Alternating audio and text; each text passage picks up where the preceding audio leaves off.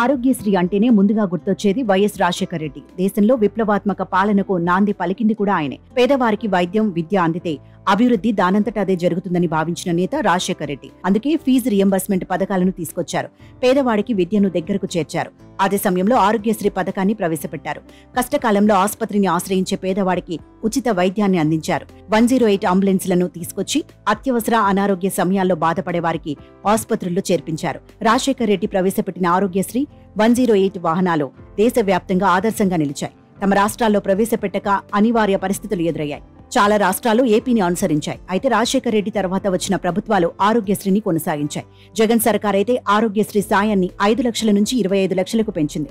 కానీ చంద్రబాబు సర్కార్ ఆరోగ్యశ్రీని తొలగిస్తుందన్న వార్తలు వస్తున్నాయి. రాష్ట్ర ఆర్థిక పరిస్థితి దృష్ట్యా కీలక పథకాలకు మంగళం పలకనుందన్న టాక్ నడుస్తోంది. కేంద్రం ఆయుష్మాన్ భారత్ పథకాన్ని ప్రవేశపెట్టడంతో ఇక ఆరోగ్యశ్రీ అవసరం లేదని కొందరు టీడీపీ నేతలు వ్యాఖ్యానిస్తుండడం విశేషం. తాజాగా ఆరోగ్యశ్రీ విషయంలో కేంద్ర సహాయ మంత్రి పెమ్మసాని చంద్రశేఖర్ చేసిన కామెంట్స్ వైరల్ అవుతున్నాయి. ఆయుష్మాన్ భారత్ ఉండగా ఆరోగ్యశ్రీ దండగా అన్న మాదిరిగా ఆయన చేసిన వ్యాఖ్యలు ఆందోళన కలిగిస్తున్నాయి. రాష్ట్ర ఆర్థిక పరిస్థితి దృష్ట్యా చంద్రబాబు సర్కార్ ఆరోగ్యశ్రీని ఎక్కడ ఎత్తివేస్తుందోనని అనుమానాలు వ్యక్తమవుతున్నాయి. 2004లో వైఎస్ రాజశేఖర రెడ్డి ఏపీకి ముఖ్యమంత్రి అయ్యారు. అంతకుముందే ఆయన రాష్ట్ర వ్యాప్తంగా పాదయాత్ర చేశారు. ఉమ్మడి రాష్ట్రంలో కలియ తిరిగారు. అన్ని ప్రాంతాల్లో ప్రజల సమస్యలు తెలుసుకున్నారు. కానీ ఎక్కువ మంది ఆరోగ్యపరమైన సమస్యలను ఆయన దృష్టికి తీసుకువచ్చారు.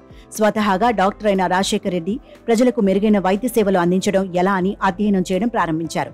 ఈ క్రమంలో వచ్చిన ఆలోచన ఆరోగ్యశ్రీ. ప్రజలకు మెరుగైన వైద్యం, విద్య అందించాలని సంకల్పించారు. అప్పుడే ఫీజు రియంబర్స్మెంట్ ను ప్రవేశపెట్టారు. 104, 108 అంబులెన్స్ సేవలను సైతం అందుబాటులోకి తెచ్చారు. దేశవ్యాప్తంగా అన్ని రాష్ట్రాలకు ఈ పథకాలు ఆదర్శమయ్యాయి. రాజశేఖర రెడ్డి తర్వాత బాధ్యతలు స్వీకరించిన రోషయ్య, కిరణ్ కుమార్ రెడ్డి, చంద్రబాబు ఆరోగ్యశ్రీ పథకాన్ని కొనసాగించారు. బడ్జెట్లో సైతం కేటాయింపులు చేశారు. అయితే జగన్ ఏకంగా ఆరోగ్యశ్రీ పరిధిని 5 లక్షల నుంచి 25 లక్షల రూపాయలకు పెంచారు. అయితే ఇది హర్షించదగ్గ పరిణామమే అయినా ఆరోగ్యశ్రీ బిల్లుల చెల్లింపుల విషయంలో మాత్రం జగన్ జాప్యం చేశారు. ఎప్పటికప్పుడు నెట్వర్క్ ఆసుపత్రులకు నిధులు విడుదల చేయలేదు. దీంతో ఆరోగ్యశ్రీ అమలు విషయంలో సీరియస్నెస్ తగ్గింది.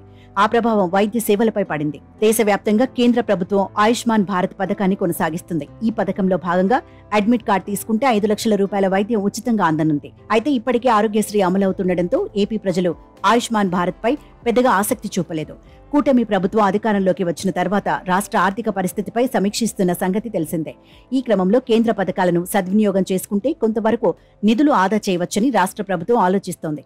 అందులో భాగంగానే ఆరోగ్యశ్రీ పథకానికి మంగళం పలకనుంది అన్న వార్తలు వస్తున్నాయి. సరిగ్గా ఇటువంటి సమయంలోనే గుంటూరు ఎంపీ కేంద్ర మంత్రి పెమ్మసాని చంద్రశేఖర్ చేసిన కామెంట్స్ కలకలం సృష్టిస్తున్నాయి.